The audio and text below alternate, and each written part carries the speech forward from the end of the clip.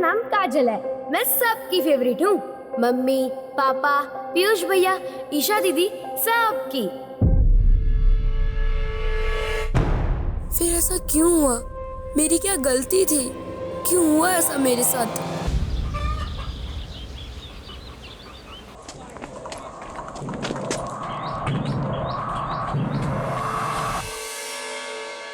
अरे आपने कुछ लीजिए ना। हाँ जी, मिठाई दो बेटा। ठीक है। हाँ, ये ईशा हमारी बिटिया और ये हमारी धर्मपत्नी उमा। चाय लीजिए। द्वारकानाथ जी, हमारे तीनों बच्चे ईशा, पीयूष और काजल बड़े ही सुशील और संस्कारी हैं। पापा वो ना आज स्कूल में।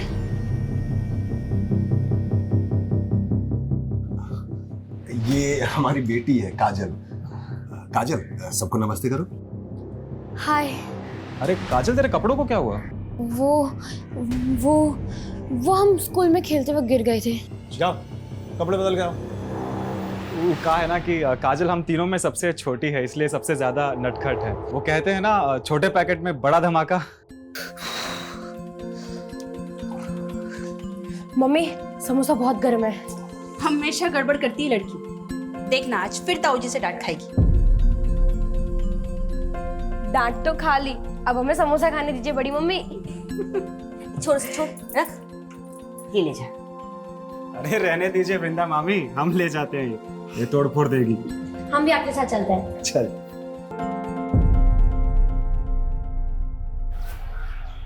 ईशा, वैसे पसंद क्या है आपकी?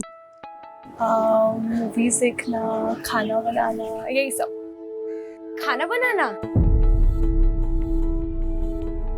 अच्छा, हमें तो आज तक कुछ बना कर नहीं दिया। और हमको भी कहाँ खिलाया? तुम दोनों क्या कर रहे हो यहाँ पे? ये लो जूस। अरे होने वाले जीजा जी से मिलने आए है ना पीयूष भैया? और नहीं तो क्या। दिवेश जीजू, हम तीनों भाई बहन है ना, हर जगह साथ जाते हैं, तो अगर आप ईशा दीदी को लेकर गए तो हमको भी साथ लेकर जाना पड़ेगा। और हमको भी।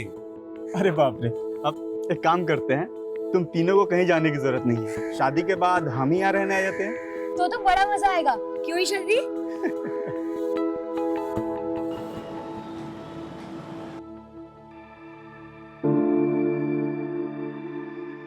अवधेश भाई, झिझक कह रहे, बोलिए ना क्या हुआ? द्वारकानाथ जी क्या बोले?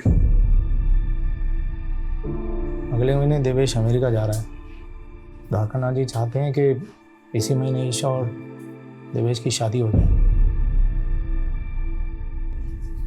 नहीं जल्दी पैसों का प्रबंध कहाँ से कर पाएंगे?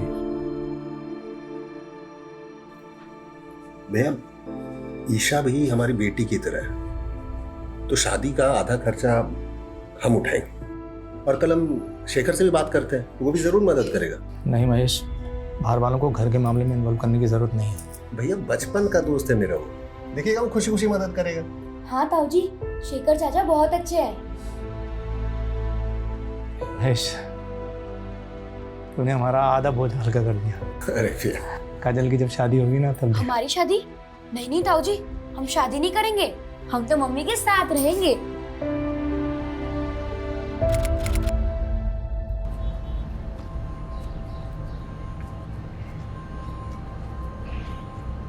ए काजल,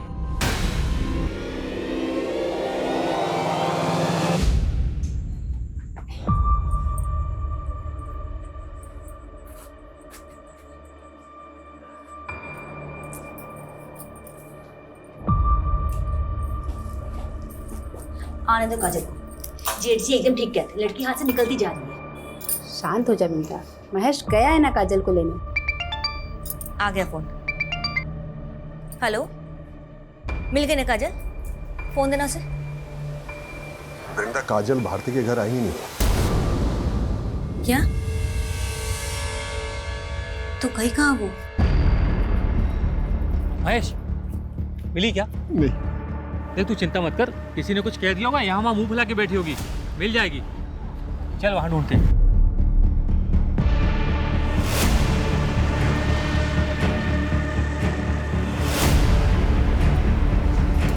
काजल मिली? भैया कहाँ चली गई? भैया कहीं नहीं मिल रही। भैया हमको बहुत डर लग रहा है, पुलिस से मदद लेना चाहिए।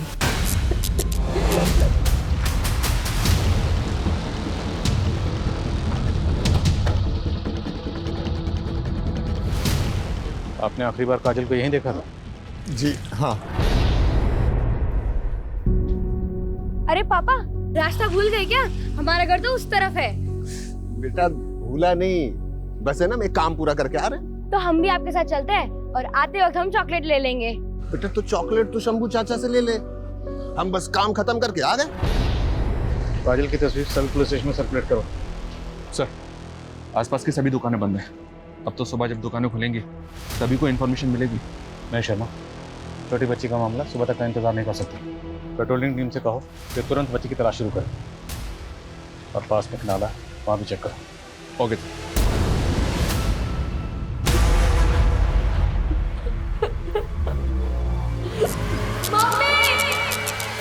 कहाँ जा रही बिंदा? कहाँ जा रहे हैं? काजल नहीं, कहाँ जा? मुझे जाना पड़ेगा उसमें। आ जाएगी काजल बेटा, तू शांति रखना। भाभी अभी तक नहीं आई है, पता नहीं कहाँ होगी हमारी बच्ची। कुछ नहीं होगा उससे, आ जाएगी वो। नहीं आई ना भाभी अभी तक? आ जाएगी ना काजल, तू शांति रखना। पता नहीं किस साल में होगी, कहाँ होगी। भाभी हमको हमारी काजल चाहिए। आ जाएगी बेटा।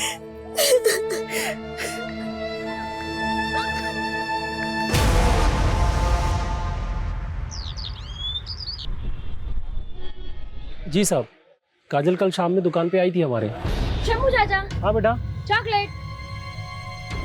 मिले बेटा। अच्छा, जब वो तुम्हारी दुकान से गई तो तुमने किसी को उसके पीछे जाते हुए देखा था? कोई ऐसा जिसको देख के लगा हो कि शायद वो उसका पीछा कर रहा है? नहीं साहब। सर, इस सीसीटीवी फुटेज में काजल कैप्चर हुई है। एग्जैक्ट 6:13 पर वो इस गली से गुजरी थी और सर यहाँ से उसका घर 1 किलोमीटर की दूरी पर है। तो मतलब जो भी हुआ है वो इस 1 किलोमीटर के दायरे में हुआ है और वो 6:13 के बाद। सर पूरा रास्ता स्कैन किया है, आसपास के लोगों से भी पूछताछ की, लेकिन 6:13 पर किसी ने भी काजल को नहीं देखा और न ही किसी शोर शराबे की आवाज़ सुनी। तो क्या ये किसी जान पहचान वाले का काम, जो काजल को बहला फुसलाकर अपने साथ ले गया? कोई करीबी? क्योंकि अगर ये किडनैपिंग का मामला होता तो अब तक फिरौती का कॉल आना चाहिए था।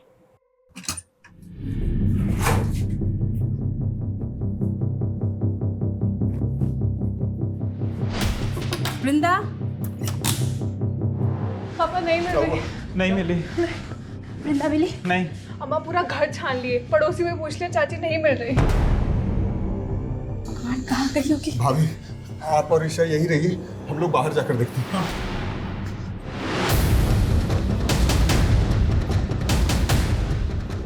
तो महेश, क्या हुआ? शेखर, वृंदा कहीं चली गई। अरे घबराओ मत, यहीं कहीं होगी, मिल जाएगी।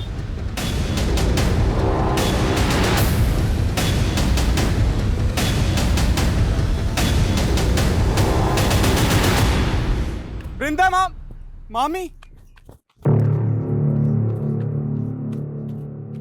मामी, आप यहाँ क्या कर रही हैं? आ जाएगी काजल।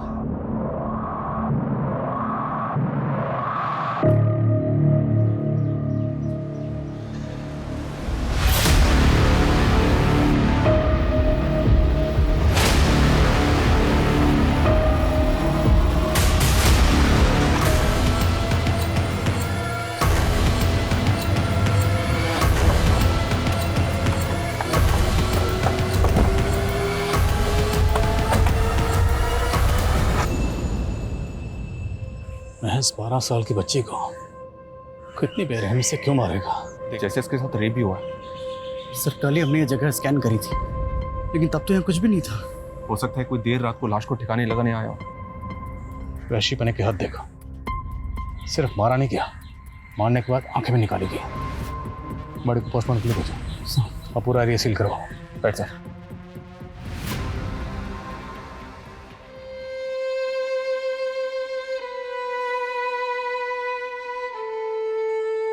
महेश जी, जिसने भी ये किया है हम उसे छोड़ेंगे नहीं।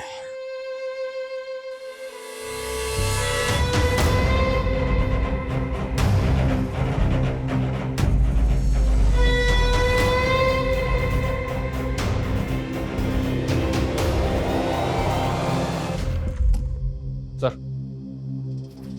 काजल की पीएम रिपोर्ट। उसकी मौत गला घोटने से हुई है सर। और रेप तो नहीं हुआ सर, लेकिन टॉर्चर काफ़ी किया गया उसे। पीठ और सीने पर जख्मों के कई सारे निशान हैं और 2 फ्रैक्चर्स भी। काजल को पहले बहुत बुरी तरह से मारा पीटा गया सर। और गला घोटने के बाद उसकी आंखें। 12 साल की मासूम बच्ची के साथ इतनी हैवानियत, और ये सोचकर ही मेरा खून खौल रहा है कि वो हैवान अभी भी आजाद घूम रहा है। शर्मा, वो हैवान मुझे किसी भी सूरत में जल्द से जल्द सलाखों के पीछे चाहिए।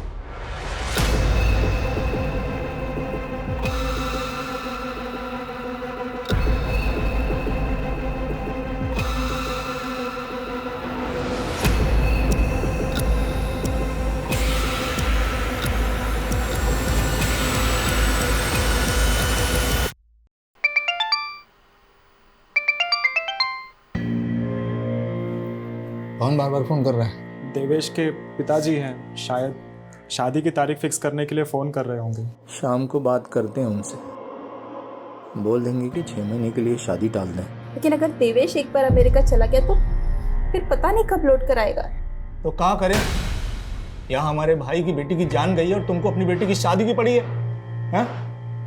भैया भाभी सही कह रही, अभी शादी टल गया तो हो सकता है कि रिश्ता भी टूट जाए। इससे अच्छा रिश्ता हाथ से जाने मत दीजिए।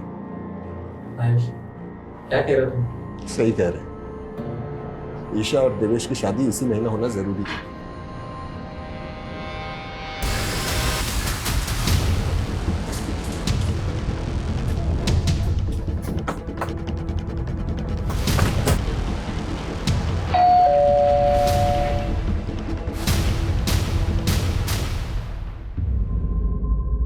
सब ऐसा हमने क्या बिगाड़ा था किसी का, जो हमारे कलेजे के टुकड़े के साथ ऐसा करती। महज ये नफरत और जलन किसी भी इंसान को हैवान बना सकती है। आपकी, आपकी फैमिली की किसी से कोई दुश्मनी या रंजिश? सर, मुझे एक आदमी पर शक है। किस पे? राधे। कौन राधे? सर, वो यहीं पास में रहता है, महेश का दूसरे रिश्तेदार भी लगता है। मानसिक रूप से थोड़ा बीमार है, बहुत ही गुस्सेल और अड़ियल इंसान है। अभी पिछले महीने एक नेहा नाम की लड़की को उसने बहुत परेशान किया था। छोड़ दो मुझे। अगर तुम मेरे साथ नहीं खेलोगे तो मैं तुम्हें किसी के साथ खेलने नहीं देंगे। काजल, तुमने मुझे मारा, मैं तुम्हें नहीं छोड़ूंगा। मुझे मारना मत पापा, मुझे मारेंगे, मुझे मारना मत। नहीं मारेंगे, जो पूछ रहे हैं उसका जवाब दो। इस काजल ने तुम्हें मारा था ना? काजल, बुरी बुरी आंखों वाली काजल, इसने मुझे मारा था इधर लकड़ी से 5 बार। काजल ने तुम्हें मारा इसलिए तुमने काजल को मार दिया? शर्मानी चाहिए आपको। मेरा बेटा दिमागी तौर पे कमजोर है, इसे देखकर आपको लगता है कि वो किसी की जान ले सकता है? जानलेवा हमला तो कर ही चुका आपका बेटा कई लड़कियों पर। काजल ने तो पीटा भी था उसे, हो सकता है बदला लेने के लिए। बदला तो महेश और उसका परिवार ले रहा है हमसे साहब। अवधेश, महेश और हम दूर के रिश्तेदार हैं। उस चंदी जायदाद के लिए हमारा केस भी चल रहा है कोर्ट में। उसका फैसला हमारे हक में आया, उसी का बदला लेने के लिए महेश हमारे बेटे को फंसा रहा है। हाँ, लेकिन राधे की जहनी हालत की वजह से हमें उसकी कस्टडी नहीं मिलेगी। लेकिन सर, अगर कस्टडी नहीं मिलेगी तो इंटरोगेट कैसे करेंगे? राधे की कस्टडी हमें एक ही सूरत में मिल सकती है, या तो हमारे पास उसके खिलाफ कोई ठोस सबूत हो या फिर कुछ चश्मदीद गवाह। राधे पर हर वक्त नजर रखो, और ये भी पता करो क्या महेश की फैमिली की किसी से कोई दुश्मनी थी।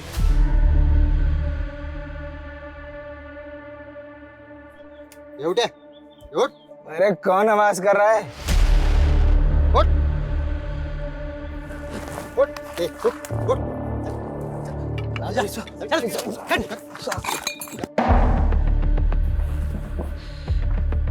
काजल जहाँ से गुजरी थी वहाँ तुम दोनों के नशा करने का अड्डा था, लेकिन काजल की मौत के बाद तुम लोगों ने अपना अड्डा बदल दिया, क्यों? ऐसा कुछ नहीं है साहब, हमें तो पता भी नहीं कि वो लड़की। वैसे क्या नाम बताया था साहब आपने?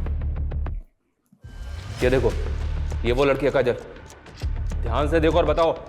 उस दिन मैंने इस लड़की को देखा था किसी आदमी के साथ। कौन था वो आदमी? नहीं पता ना, कौन था वो? ये दोनों टाइम वेस्ट कर रहे हैं, इनकी हड्डी पसली एक कर दो। जब तक उस आदमी का नाम याद ना आना है छोड़ना मत इनको। तो मुझे लगता है नशोड़ियों ने उठाया काजल को और अब कहानियां बना रहे हैं। मुझे राधे के ऊपर डाउट है सर। तो सवाल ये है कि काजल को अगर राधे या कोई और जबरदस्ती उठाकर लेकर गया होता तो काजल शोर तो मचाती। ऐसा कुछ हुआ ही नहीं, क्यों? हो सकता है सर पीछे से हमला किया हो अचानक। दोनों नशेड़ी पर नजर रखो और राधे से पूछताछ करते रहो। देखते हैं क्या सामने आता है। Right sir. और एक बात सर, हमने काजल के नेबर्स और घर वालों से तो बात की है, लेकिन काजल जिस स्कूल में पढ़ती है वहाँ पे बात नहीं की अभी तक। शर्मा, महज 12 साल की बच्ची थी, तो स्कूल में ऐसा क्या हुआ होगा जो बात मर्डर तक पहुंच जाए? जुवेनाइल क्राइम्स आजकल काफ़ी बढ़ गए हैं, इसलिए सर स्कूल क्राइम और शूटआउट बाहर के देशों में भी देखने को मिले हैं और हमारे यहाँ भी। ठीक है, बात करते हैं स्कूल में। 1 2 3 4 5 6 7। अरे रे, देखो तो बेचारी काजल गिर गई। इसे तो प्रीफेक्ट बनना था ना। चलना आता है नहीं, बनेंगे प्रीफेक्ट। तुम खुद को बुली समझते हो? हम बुली समझते नहीं है बच्चों, हम बुली हैं। स्कूल में सब डरते हैं हमसे। गुड मॉर्निंग सीना sir. Good morning sir, good morning. देखा कैसे डर गया ना। दोबारा हमें यहाँ हमारे दोस्तों को तंग मत करना, वरना सच में प्रिंसिपल सर को बता देंगे। फिर ना ही तुम प्रीफेक्ट रहोगे और ना ही स्कूल में। उस दिन के बाद से आकाश उसके पीछे ही पड़ गया था और एक दिन तो उसने हद ही कर दी। अब पड़ी रहे इधर ही।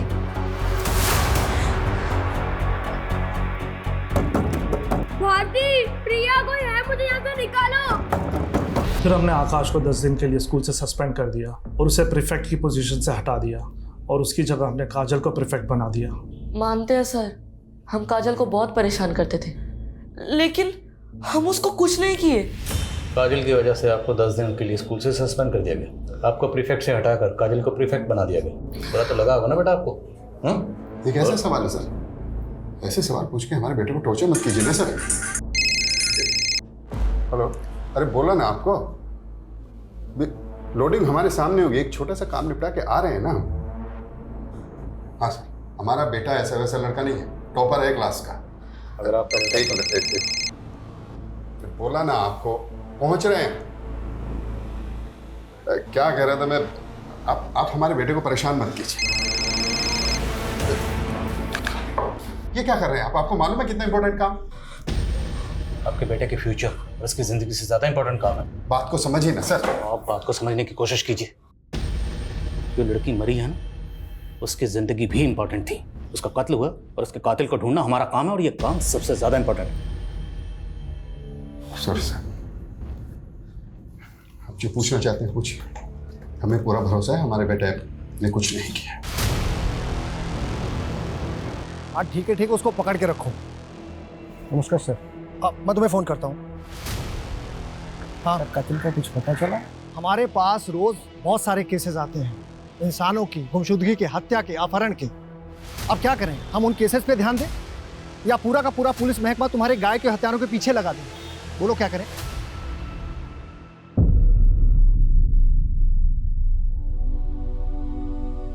माँ, ईशु दी की शादी में ना मैं ये पहनूंगी। अच्छी लग रही हूँ ना? एकदम परी लग रही है। वृंदा, भाभी साड़ी दी है आज पूजा में पहनने के लिए।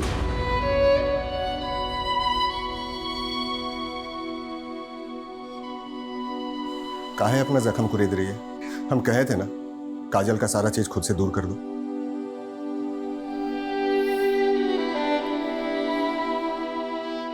वृंदा, ईशा भी हमारी बेटी है और 10 दिन के बाद उसकी शादी है, तो ये मातम छोड़ो और शादी की तैयारी के लिए भाभी का हाथ बटाओ।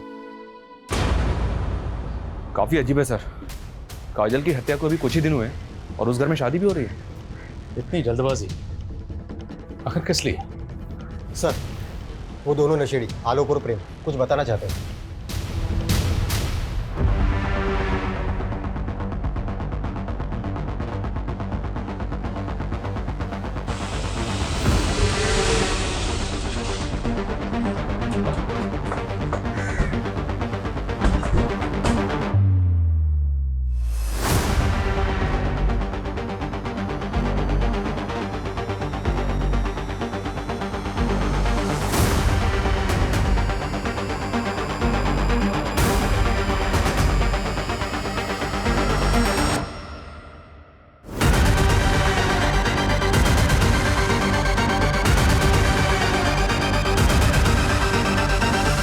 चलें शेखर?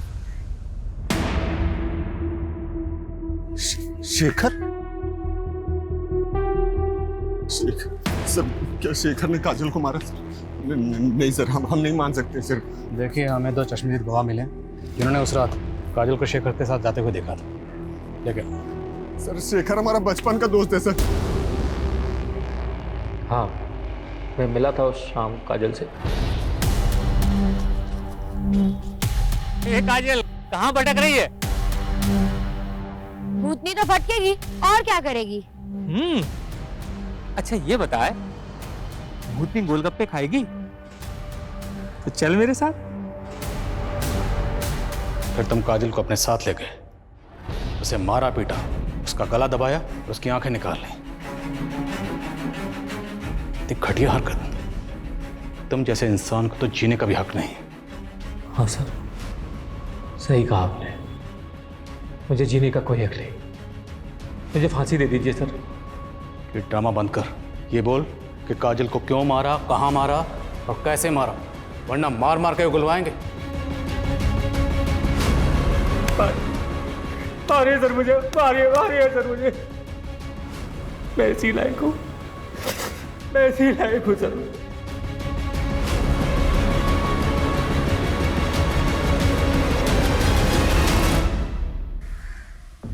पहली बार ऐसा महसूस हो रहा है जैसे इस केस को क्लोजर नहीं मिला।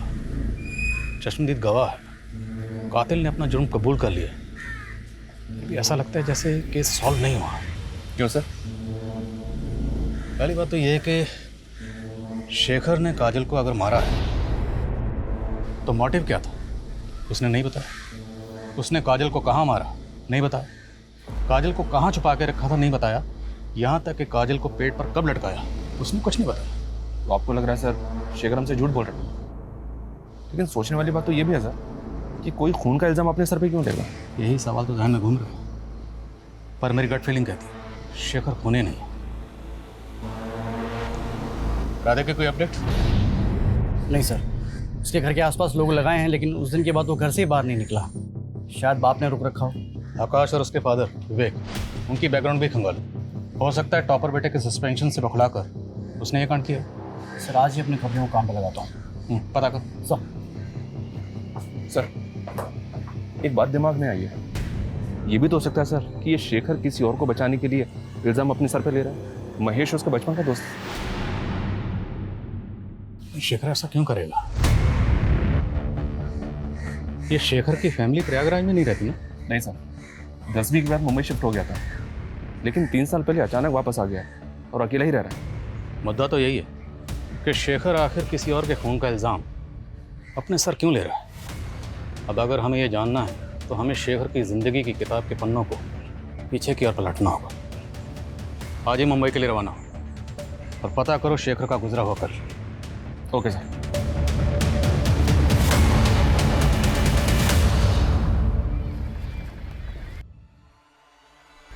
शेखर आज मत जाओ ना ऑफिस। क्या करें, जाना तो हम भी नहीं चाहते, पर हम ना अपना सारा काम जल्दी से जल्दी निपटाना चाहते हैं ताकि अपने बच्चे और तुमको ज़्यादा से ज़्यादा समय दे सकें। चलो अपना ध्यान रखना।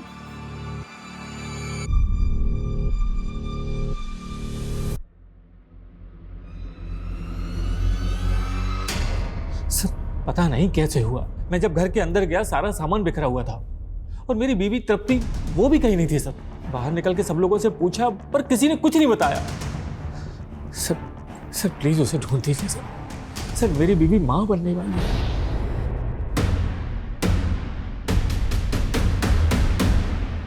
क्या शेखर पर उसकी बीवी की मौत का चार्ज लगा था? जी सर, शेखर 1 साल तक जेल में था, डिप्रेशन में चला गया था। फिर जब कोई सबूत या गवाह नहीं मिला तो उसे छोड़ दिया गया। और दोनों मियाँ बीवी के बीच अनबन की वजह क्या थी? वो पता नहीं चला। उसकी बीवी तृप्ति मिली? No sir. उसकी डेड बॉडी? No sir. मैंने SHO वागले से कहा है कि इस केस में कोई भी अपडेट मिलता है तो वो इन्फॉर्म करें। लेकिन एक बात समझ में नहीं आ रही, शेखर की बीवी तृप्ति गायब हुई 3 साल पहले, तो 3 साल पहले गुजरे उस हादसे का काजल के केस से क्या ताल्लुक हो सकता है? कहीं ऐसा तो नहीं कि शेखर ने अपनी बीवी का कत्ल किया था लेकिन सजा से बच गया, अब वही गिल्ट उससे काजल का कत्ल कबूल करवा रहा है? सर कम इन। सर।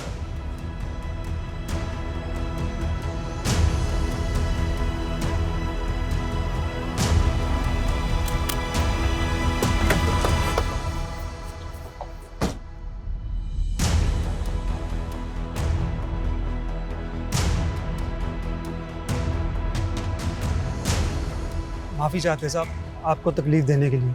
दरअसल हम नहीं चाहते कि ये बात फैले और हमारी बच्ची किसी मुसीबत में फंस जाए। बेफिक्र रहिए, कुछ नहीं होगा। बोलो भारती, क्या बताना चाहती हो? बोलो बेटा।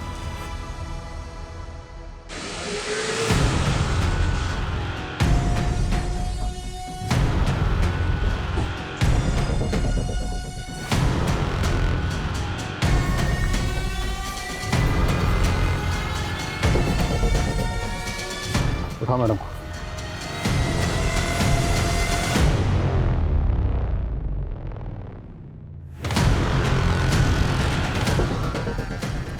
सर हमने क्या किया सर? सर हमने कुछ नहीं किया सर। ये क्या कर रहे हैं साहब? हमारे बच्चे हैं साहब। इन्होंने क्या किया?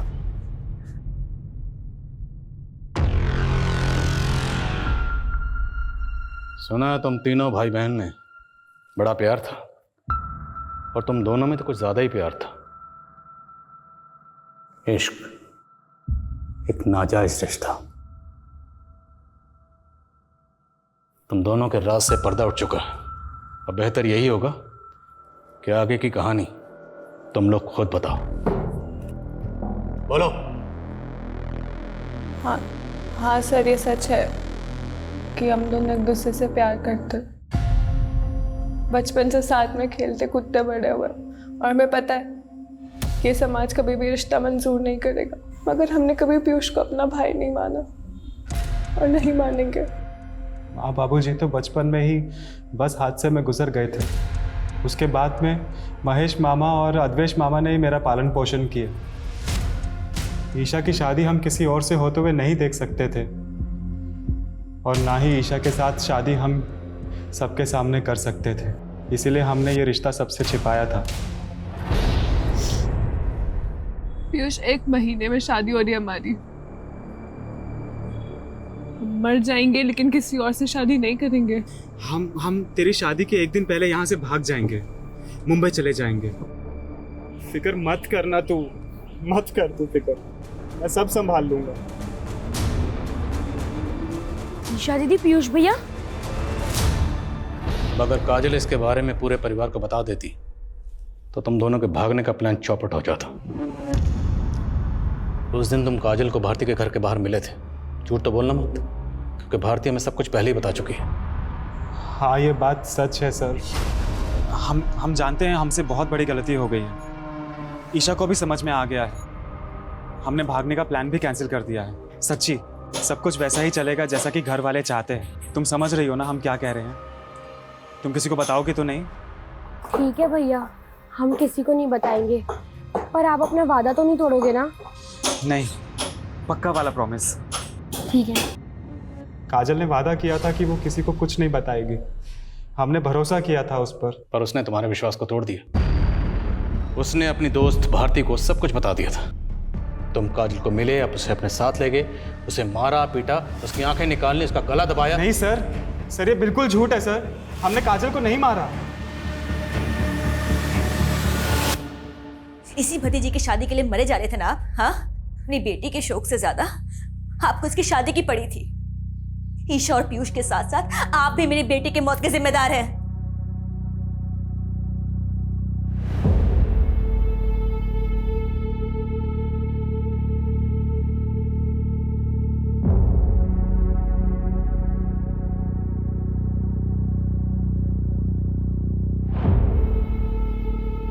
महेश, ईशा और पीयूष जो कर रहे थे वो गलत था, सरासर गलत था, और हम ईशा को इस गलती के लिए कभी माफ नहीं कर सकते। लेकिन मेरा दिल ये मानने के लिए तैयार ही नहीं है कि ईशा काजल को मार सकती है। अरे अपनी सगी बहन मानती थी वो उसे।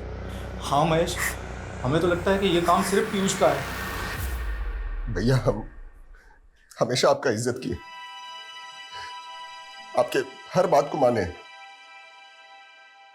लेकिन इस मामले में अच्छा होगा कि आप कुछ न बोली।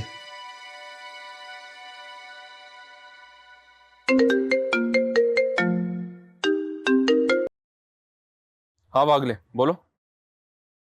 क्या शेखर की बीवी तृप्ति जिंदा है? जी सर, ऐसे जो वागले ने ढूंढ निकाला। शर्मा, तुरंत मुंबई के लिए निकलो।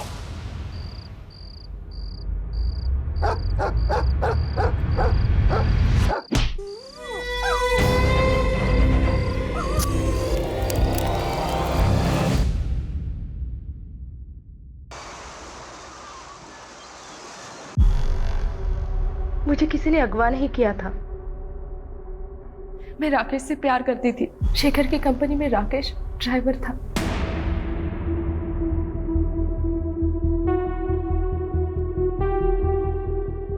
और मैं शेखर को छोड़ना चाहती थी, इसीलिए ये हम दोनों का प्लान था।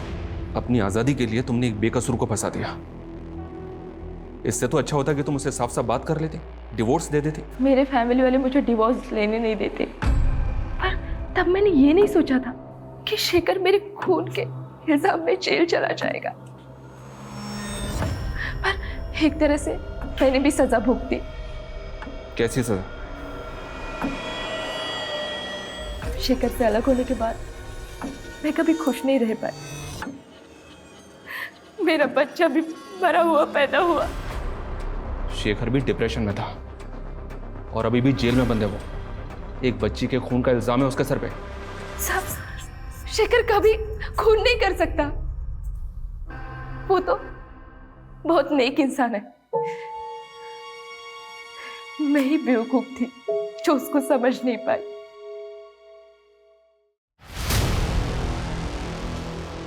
सर, शेखर की हिस्ट्री जानने के बाद तो तकरीबन यकीन से कह सकते हैं कि ये निर्दोष है।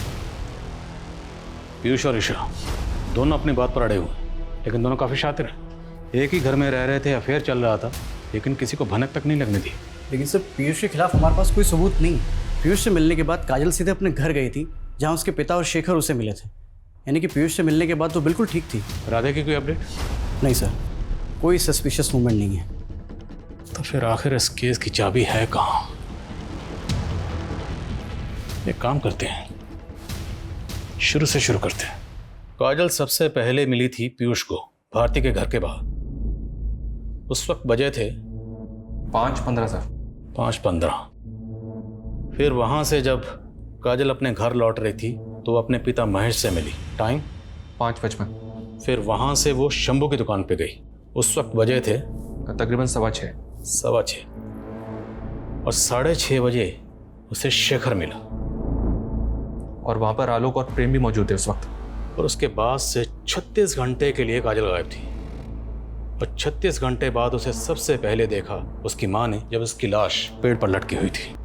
इसका मतलब सर, इन 36 घंटों में काजल कहाँ थी, हमें सबसे पहले ये पता करना होगा। और सर, वो लड़का राधे जिसको काजल ने पीटा था, और स्कूल का वो लड़का आकाश, उसका फादर विवेक। सस्पेक्ट बहुत है हमारे सामने, पर इन सस्पेक्ट्स में से कातिल कौन है? या कहीं ऐसा तो नहीं कि कातिल अभी तक हमारे रडार में आया ही ना हो?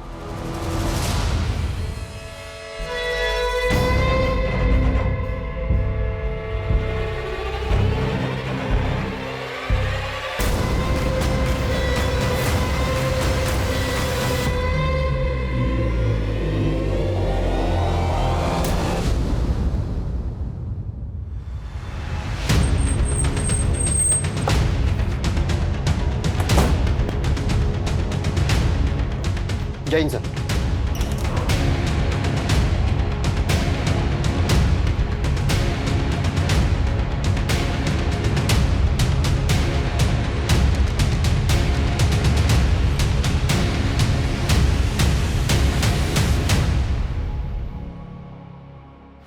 सर, अभी तक काजल से जुड़े लोगों पे शक कर रहे थे हम, लेकिन इस हत्या के बाद अब ऐसा लग रहा है कि ये काम किसी सीरियल किलर का हो सकता है।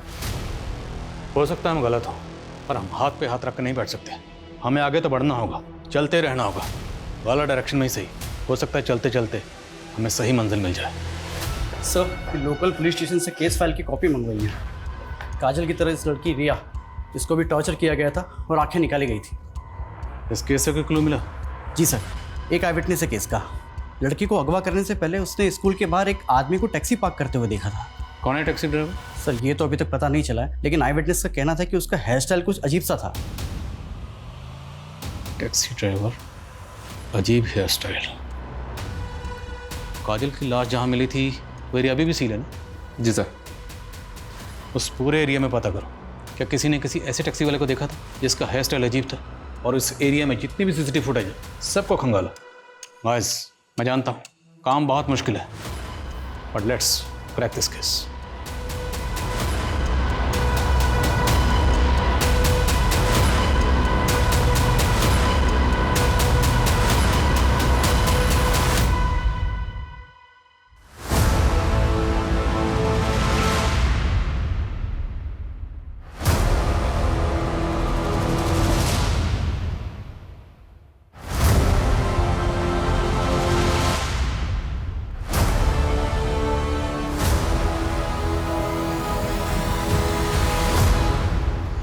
टायर मार्क्स की तरफ हमने कभी ध्यान ही नहीं दिया। सर ये एरिया तभी से सील है, ये इससे पहले क्यों हो गया? एक्सपर्ट को बुलवाओ, पता लगवाओ कि टायर मार्क्स किस व्हीकल के हैं।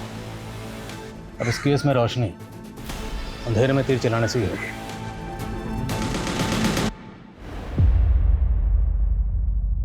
पीयूष जा चुका है और अब उसे कभी याद भी मत करना। अरे शुक्र मना कि देवेश तुझसे अब भी शादी करने के लिए तैयार है। ईशा, अब और कोई कांड मत करना। हम वादा करते हैं माँ, अब जैसा बोलेगा हम वैसे ही करेंगे। सर, मैं प्रयागराज में हुए दूसरे सिमिलर केसेस ढूंढ रहा था, तो ये केस मेरे सामने आया, अवनी दीक्षित का। काजल, रिया और अवनी, तीनों केसेस में विक्टिम को पहले टॉर्चर किया गया, उसके बाद उनकी आंखें निकाली गई। और सर इन तीनों में से किसी का भी रेप नहीं हुआ।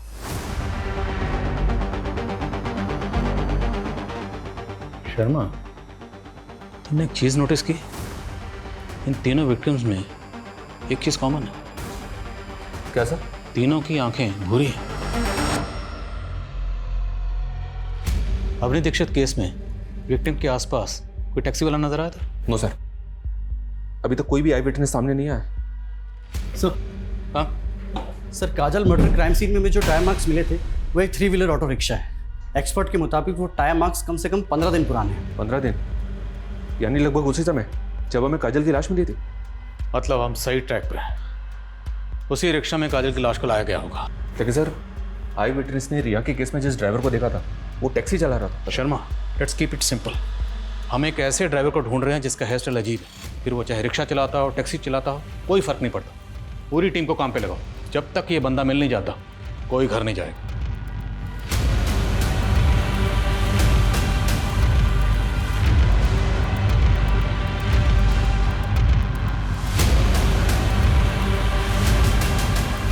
सर ये 2 ड्राइवर्स मिले हैं, दोनों की अपनी अपनी कहानियां हैं, अपने अपने अलीब हैं।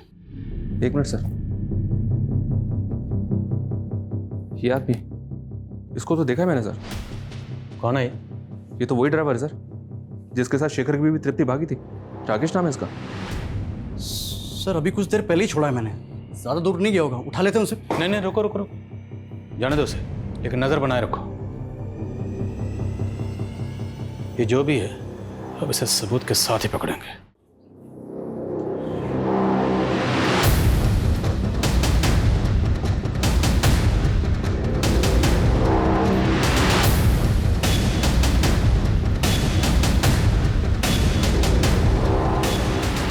हेलो, हाँ मैं घर के बाहर वेट कर रहा हूँ।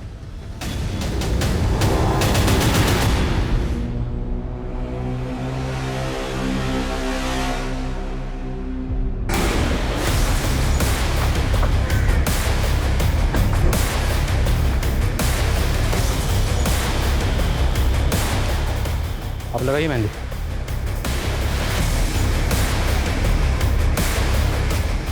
तो केदार जी, राकेश को जानते हैं ना? इतनी जल्दी भूल गए? अभी तो मिले थे गली में। अच्छी याद आया, लेके जाओ।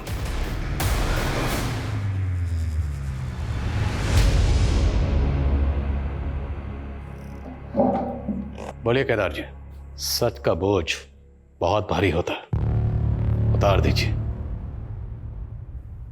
राधे, हमारा बेटा, आप तो जानते ही हैं कि वो दिमागी तौर पे कमजोर है। हमारा वंश आगे बढ़े, इसके लिए हमने हमसे कम उम्र की लड़की शीला से शादी कर ली, ताकि तंदुरुस्त और हेल्दी बच्चा पैदा हो। 3 बार हमारी बेबी उम्मीद से थी, लेकिन तीनों बार बच्चे पेट में ही मर गए और हमें हर हालत में तंदुरुस्त बच्चा चाहिए था। इसलिए हम हमारी बीवी को लेकर बम्बई चले गए। कुछ दिनों के बाद हमें तृप्ति मिली, शेखर की बीवी।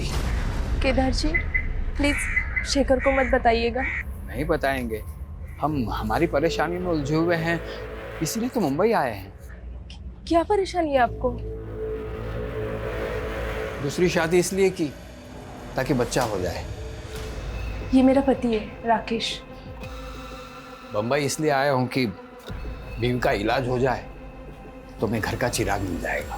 राकेश हमें एक बाबा के पास लेके गया, उसने उपाय भी बताए। तेरी पत्नी जिंदा बच्चे को जन्म दे सकती है, लेकिन उसके लिए तुझे बलि देनी होगी।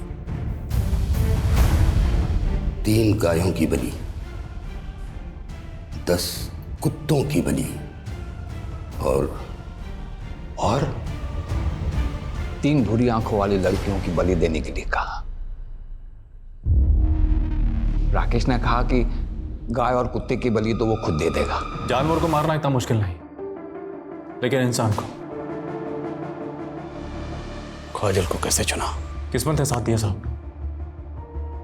मेरी बीवी का पहला पति शेखर भी वहीं रहता था, काजल को अच्छे से जानता था। हमने उस रात काजल को रोका और उसे बताया कि तुम्हारे शेखर चाचा की खोई हुई बीवी मिल गई है। शेखर चाचा की बीवी? आप उन्हें जानते हो अंकल? हाँ बेटा, अच्छी तरह से। उनकी फोटो भी है मेरे पास, ये देखो। अभी कहाँ है वो? चलो मेरे साथ, मिलवाता हूँ उनसे।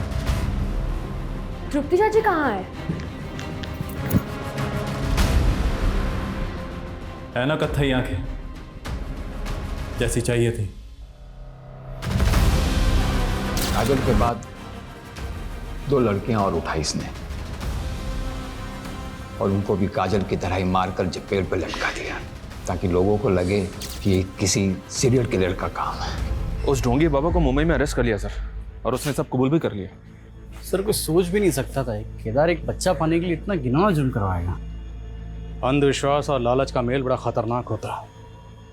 केदार को हर हालत में अपनी संतान चाहिए थी। इसी लालच में वो ये खतरनाक खेल खेल रहा था, जिसमें उसका साथ उस सरफिरा राकेश दे रहा था, और जिसका फायदा उस ढोंगी बाबा ने भी उठाया। अफसोस सिर्फ इस बात का है, इस खेल में उन 3 मासूम बच्चियों ने बिना वजह अपनी जान गंवा दी। और शेखर, जो बेकसूर होने के बावजूद अपनी बीवी तृप्ति के केस में आरोपी बना, पूरी तरह से टूट चुका था। जब काजल के केस में सस्पेक्ट बना तो उसने खून का इल्जाम अपने सर पर ले लिया। तो अच्छा हुआ कि वक्त रहते हम असली कातिल तक पहुंच गए और एक बेकसूर को फिर से बलि पर चढ़ने से बचा लिया।